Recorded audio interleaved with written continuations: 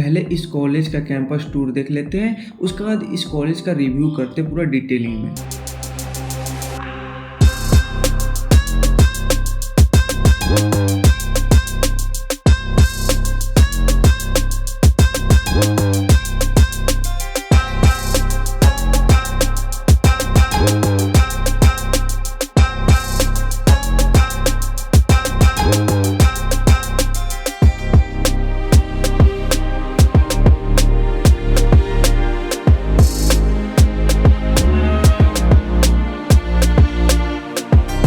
आज बात करें एनआईटी श्रीनगर के बारे में। बहुत खूबसूरत प्लेस है ये, आपको ठीक है ना देखने को मिल जाती है। यहाँ पर बर्फ वादियों को, जम्मू और कश्मीर आपको घूमने को मिल जाती है, ठीक है ना। तो इस वीडियो में हम लोग जो बात करने वाले हैं, चाहे कट ऑफ हो, जूसा काउंसिलिंग में कैसे फिलअप करते हैं, होम स्टेट अदर स्टेट क्या होती है, ठीक है ना जी। उसके बाद आपको प्लेसमेंट कितनी हुई है, इसमें ये कॉलेज बेस्ट है या नहीं है, इसके बारे में हम लोग पूरे डिटेल में कवर करने वाले।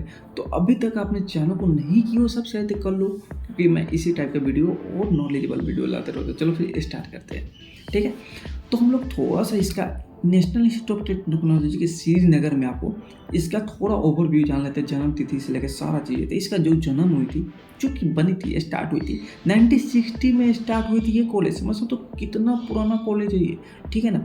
इसका जो शॉर्ट फॉर्म है आप कह सकते हो NITSRI कहा जाता है, ठीक है ना। लोकेशन की बात है श्रीनगर, आपको जम्मू एंड कश्मीर में आपको देखने को स्टेट में मिल जाती है जी। टोटल कैंपस एरिया की बात है 68 एकड़ में देखने को मिल जाती है। देखो उसके हिसाब से तो बहुत बड़ा, बहुत ऊपर नीचे थोड़ी हो सकती है कैंपस के एरिया के, ठीक है ना।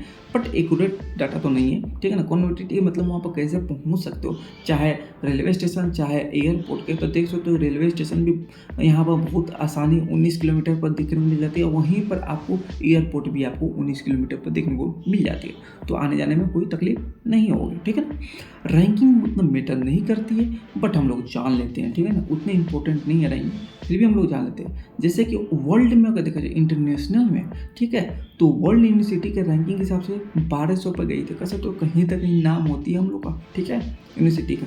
एशिया में अगर देखा जाए तो 500 पर गई, ठीक है ना जी। अगर अपने इंडिया की बात करें, 4000 से ऊपर यूनिवर्सिटी चाहे कॉलेज इंस्टीट्यूट है यार, अपने इंजीनियरिंग, सिर्फ इंजीनियरिंग करें तो उसमें जो NRI रैंकिंग मिली हुई है 101, यानी कह सकते हो इंजीनियरिंग की बात करें तो 79 ओवरऑल। ये थोड़ा सा यहाँ पर लिख दिया हूँ। और इंजीनियरिंग की बात करें 79 पर ये आपको देखने को मिली हुई थी। कई को भी क्या ये डाटा पुराना आया 24 का, अरे इससे कोई फर्क ना पड़ता यार, इससे कोई फर्क ना पड़ता, ठीक है। अब सबसे मेन आती है एलिजिबिलिटी क्राइटेरिया, आपको जानना बहुत जरूरी हो जाती है। पहले कि आपको जो है ये पता होना चाहिए कि आप 12th में साइंस से पास हुए हो या नहीं हुआ है। उसका साइंस हो गए हो तो साइंस में भी इसको एक रखना चाहिए कि आप फिजिक्स, केमिस्ट्री और आपका इंग्लिश होना चाहिए, मैथ, ठीक है ना। फिजिक्स, केमिस्ट्री और मैथ आपका होना नेसेसरी है। और 75% आना जरूरी है। अगर जनरल OBC हो तो 75%, अगर SC ST हो तो इस बात को ध्यान रखना है कि उसमें आपको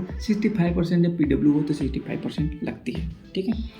अब वहीं पे हम लोग बात कर लेते हैं मोड ऑफ एडमिशन की, ठीक है ना। कैसे कैसे आप जा सकते हो, तो दो चीज़ों से जा सकते हैं। एक तो 12 के बाद से सकते हो, जो कि JEE मेंस से दे के जा सकते हो। अगर मान लो JEE मेंस से निकला ही नहीं यार, तुम्हारा नहीं हुआ, तो एक और काम कर सकते हो कि कोई से भी इंजीनियरिंग कॉलेज में ले लो। उसके बाद क्या कर सकते हो कि गेट एग्जाम देने के बाद, इंट्रेंस एग्जाम जिस तरह JEE मेंस होता है उसी तरह गेट देकर आप उसमें एडमिशन ले सकते हो, ठीक है ना। जो JEE में जब भी दोगे तो उसके 15-20 दिन के बाद से आपको फॉर्म निकल जाती है जूसा की, जो कि आपके अगर निकल गया है तो कटअप आई होगी, उसके कटअप के हिसाब से आप कॉलेज को फिलअप करोगे, ठीक है ना।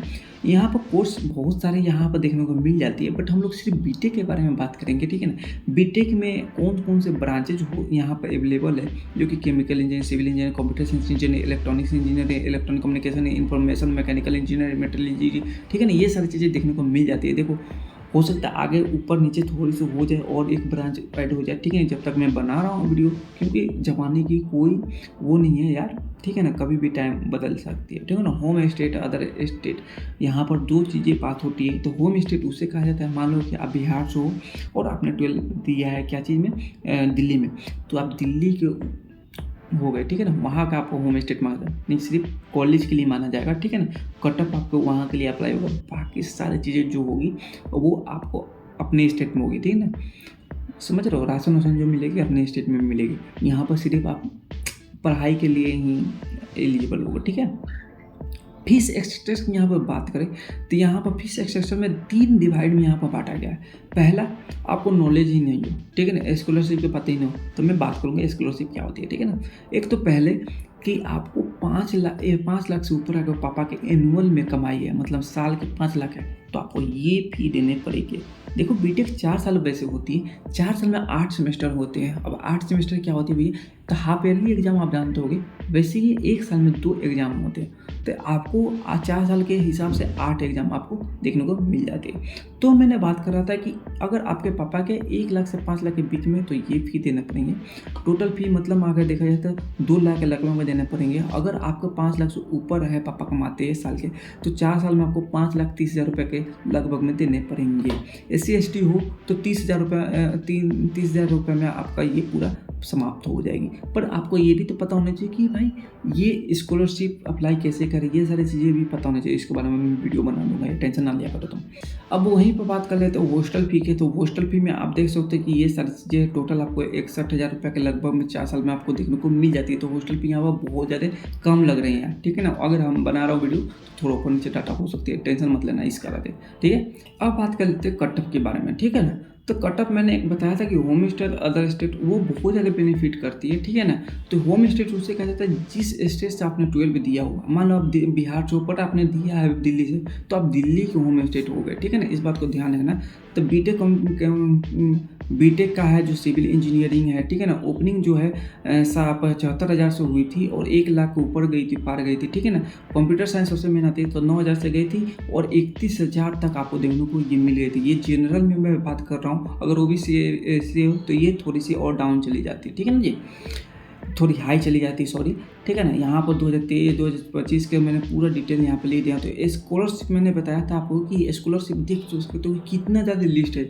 इसमें से सारे जो है आप गूगल में जाकर सर्च कर सकते हो। अब मैं बताऊँगा बहुत ज़्यादा हो जाए, जैसे प्राइम मिनिस्टर स्कॉलरशिप स्कीम जो होती है RPF के लिए, RPS के लिए, ठीक है ना। ये है टॉप क्लास एजुकेशन स्कीम है। ये सारी चीज़ें हैं, एजुकेशन लोग बहुत ज़्यादा प्रोवाइड आपको करवा दी जाती है। तो ये सारी चीज़ें हैं आपके लिए, ठीक है ना। प्लेसमेंट ओवरव्यू है, थोड़ा सा जान लेते हैं। सबसे मेन होती है प्लेसमेंट यहाँ पे, ठीक है।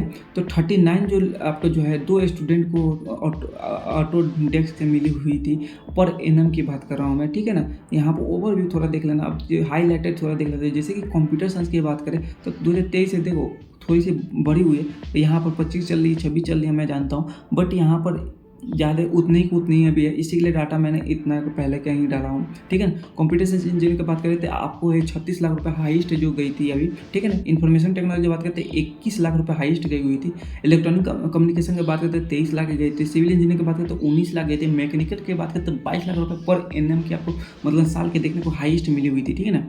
यहाँ पर टॉप कंपनी आपको जो है, यहाँ पर कौन कौन से ऐसे जो टॉप कंपनी यहाँ पर विजिट करते हो इतने पैसे देते हैं, तो जैसे कि सैमसंग हो गया, एसएस हो गया, अडानी ग्रुप हो गया, अमेजन हो गया, बजाज हो गया, बायजूस हो गया, ये सारी चीज़ें आपको गूगल हो गया, होंडा हो गया, ये कंपनी आपको देखने को यहाँ पर मिल जाती है। तो कोई से भी अगर प्रॉब्लम होता है तो कमेंट में डाल लेना, या कर सकते हो इंस्टाग्राम पर जाओ और मुझे डायरेक्ट मैसेज करो। कोई ज़रूरत नहीं है कि फॉलो करके ही मुझे मैसेज करना पड़े, ठीक है ना।